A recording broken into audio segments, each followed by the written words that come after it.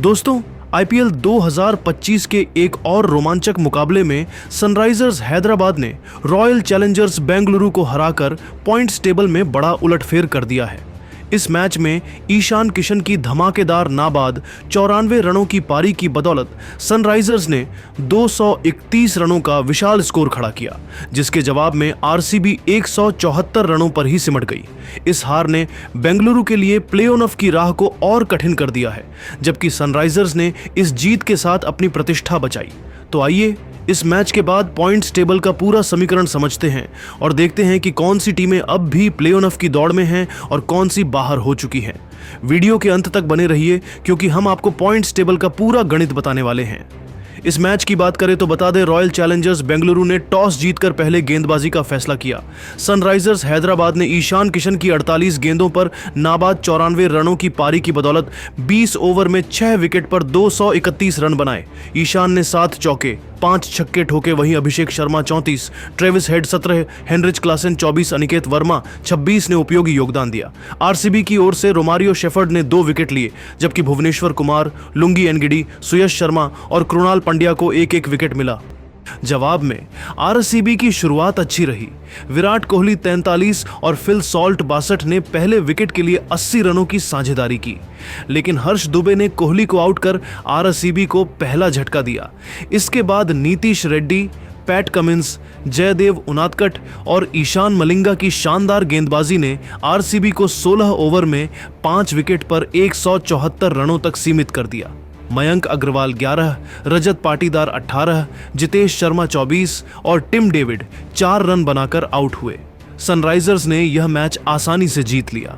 इस हार ने रॉयल चैलेंजर्स बेंगलुरु के लिए खतरे की घंटी बजा दी है, क्योंकि अब अगर वे अपना अगला मैच हार जाते हैं और Gujarat Titans of Punjab Kings अपने बचे हुए मुकाबले जीत लेते हैं, तो बेंगलुरु को टॉप 2 से बाहर होकर एलिमिनेटर खेलना पड़ सकता है। वहीं सनराइजर्स हैदराबाद पहले ही प्ले-ऑफ की रेस से बाहर हो चुकी है, लेकिन यह जीत उनके लिए एक सकारात्मक नोट पर सीजन खत्म करने का मौका देती है।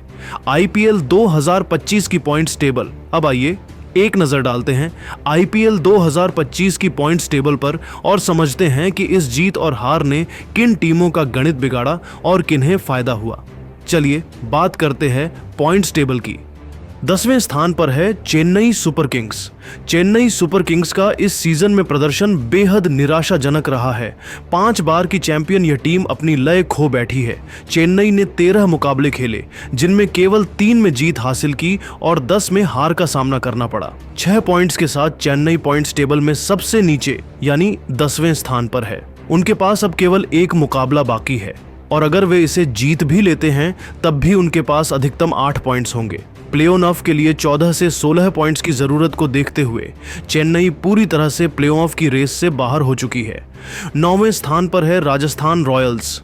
राजस्थान रॉयल्स ने अपने 14 मुकाबले पूरे कर लिए हैं, जिनमें केवल 4 में जीत हासिल की और 10 में हार का सामना किया। 8 पॉइंट्स के साथ राजस्थान भी ऑफिशियली प्ले-ऑफ की रेस से बाहर हो चुकी है। इस सीजन में उनकी बल्लेबाजी और गेंदबाजी दोनों ही उम्मीदों पर खरी नहीं उतरी। उनके लिए अब कोई मुकाबला बाकी नहीं है और वे अगले साल नई रणनीति के साथ वापसी की कोशिश करेंगे। 8वें स्थान पर है सनराइजर्स हैदराबाद। आज की जीत के बाद सनराइजर्स हैदराबाद के 12 मुकाबलों में 5 जीत और 7 हार के साथ 11 पॉइंट्स हो गए हैं। ईशान किशन की शानदार बल्लेबाजी ने उन्हें इस सीजन में कुछ यादगार पल दिए हैं, लेकिन वे पहले ही प्ले-ऑफ की रेस से बाहर हो चुके हैं।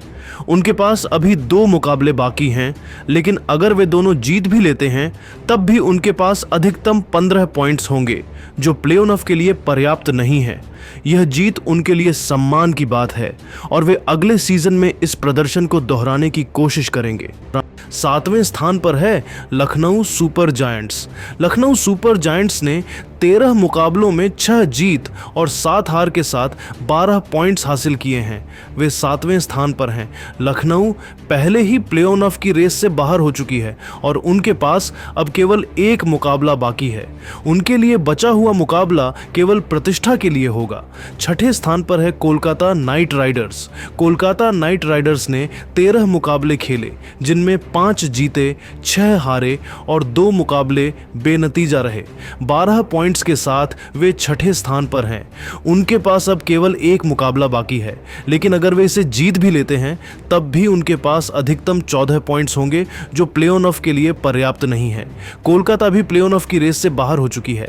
5वें स्थान पर है दिल्ली कैपिटल्स। दिल्ली कैपिटल्स ने 13 मुकाबले खेले, जिनमें 6 जीते, 6 हारे और 1 मुकाबला बारिश के कारण रद्द हो गया। 13 पॉइंट्स के साथ वे 5वें स्थान पर हैं। दिल्ली ने इस सीजन में कुछ अच्छे प्रदर्शन किए, लेकिन लगातार अच्छा प्रदर्शन न कर पाने के कारण वे प्ले ऑफ की रेस से बाहर हो चुके हैं। चौथे स्थान पर है मुंबई इंडियंस। मुंबई इंडियंस ने 13 मुकाबले खेले, जिनमें 8 जीते और 5 हारे। 16 पॉइंट्स के साथ वे चौथे स्थान पर हैं और प्ले ऑफ के लिए क्वालिफाई कर चुके हैं।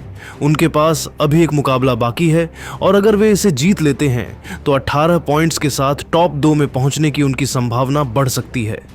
तीसरे स्थान पर है रॉयल चैलेंजर्स बेंगलुरु। आज की हार ने रॉयल चैलेंजर्स बेंगलुरु के लिए पॉइंट्स टेबल में बड़ा झटका दिया है। 13 मुकाबलों में 8 जीत, 1 नो रिजल्ट और 4 हार के साथ उनके पास 17 पॉइंट्स हैं और सही नेट रन रेट के साथ वे तीसरे स्थान पर खिसक गए हैं। हालांकि वे प्ले ऑफ के लिए क्वालिफाई कर चुके हैं, लेकिन टॉप 2 में जगह बनाने की उनकी राह अब मुश्किल हो गई है। इस हार ने उनके नेट रन रेट को भी प्रभावित किया है और अब उन्हें अपने आखिरी लीग मैच में जीत के साथ साथ अपने रन रेट को बेहतर करने की ज़रूरत है। बेंगलुरु के पास अभी एक मुकाबला बाकी है और अगर वे इसे जीत लेते हैं तो उनके 19 पॉइंट्स हो जाएंगे, जिसके साथ वे टॉप 2 में वापसी की उम्मीद कर सकते हैं। लेकिन अगर वे यह मुकाबला हार गए और पंजाब किंग्स अपने बचे हुए दोनों मुकाबले जीत लेते हैं तो बेंगलुरु को टॉप 2 से बाहर होकर एलिमिनेटर खेलना पड़ सकता है। बेंगलुरु की टीम इस सीजन में अपनी बल्लेबाजी पर काफी निर्भर रही है।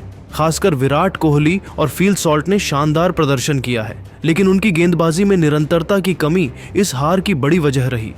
अब बेंगलुरु के लिए आखिरी लीग मैच में जीत के साथ साथ अपने प्रदर्शन को हर क्षेत्र में बेहतर करना होगा ताकि वे प्ले ऑफ में मजबूत स्थिति के साथ उतर सकें। दूसरे स्थान पर है पंजाब किंग्स। पंजाब किंग्स ने इस सीजन में जबरदस्त प्रदर्शन किया है और 12 मुकाबले खेलकर 8 जीत और 3 हार के साथ 17 पॉइंट्स हासिल किए हैं। एक मुकाबला बारिश के कारण रद्द होने की वजह से उन्हें एक अतिरिक्त अंक मिला, जिसके चलते वे दूसरे स्थान पर हैं। उनका नेट रन रेट +0.399 है, जो उनकी मजबूत स्थिति को दर्शाता है। पंजाब ने इस सीजन में अपनी बल्लेबाजी और गेंदबाजी में शानदार संतुलन दिखाया है और उनके खिलाड़ियों ने कई मौकों पर टीम को मुश्किल परिस्थितियों से निकाला है। पंजाब के पास अभी 2 मुकाबले बाकी हैं और अगर वे दोनों जीत लेते हैं तो उनके 21 पॉइंट्स हो जाएंगे। इतने अंकों के साथ वे न केवल टॉप 2 में अपनी जगह पक्की कर सकते हैं, बल्कि पहले स्थान पर भी पहुंच सकते हैं। पंजाब का अगला मुकाबला मुंबई इंडियंस के खिलाफ है, जो पॉइंट्स टेबल के लिहाज से काफ़ी रोमांचक होने वाला है। पंजाब की टीम इस समय आत्मविश्वास से भरी हुई है और वे अपने बचे हुए मुकाबलों में जीत के साथ टॉप 2 में अपनी स्थिति मजबूत करना चाहेंगे। पहले स्थान पर है गुजरात टाइटंस। गुजरात टाइटंस 13 मुकाबलों में 9 जीत और 4 हार के साथ 18 पॉइंट्स और +0.600 के नेट रन रेट के साथ पहले स्थान पर काबिज हैं। उनके पास अभी एक मुकाबला बाकी है और अगर वे इसे जीत लेते हैं तो 20 पॉइंट्स के साथ वे टॉप 2 में अपनी जगह पक्की कर सकते हैं। लेकिन अगर वे हार जाते हैं और बेंगलुरु और पंजाब अपने बचे हुए मुकाबले जीत लेते हैं तो गुजरात को टॉप 2 से बाहर होना पड़ सकता है। दोस्तों, सनराइजर्स हैदराबाद की इस जीत ने पॉइंट्स टेबल में रॉयल चैलेंजर्स बेंगलुरु के लिए खतरे की घंटी बजा दी है। अब सवाल यह है कि क्या बेंगलुरु टॉप 2 में अपनी जगह बरकरार रख पाएगी या फिर गुजरात और पंजाब उन्हें पीछे छोड़ देंगे। आपको क्या लगता है, इस बार IPL 2025 की ट्रॉफी कौन सी टीम उठाएगी? अपनी राय नीचे कमेंट करके ज़रूर बताइए। ऐसी ही रोमांचक अपडेट्स के लिए हमारे चैनल को सब्सक्राइब करें और बेल आइकन दबाना न भूलें। धन्यवाद।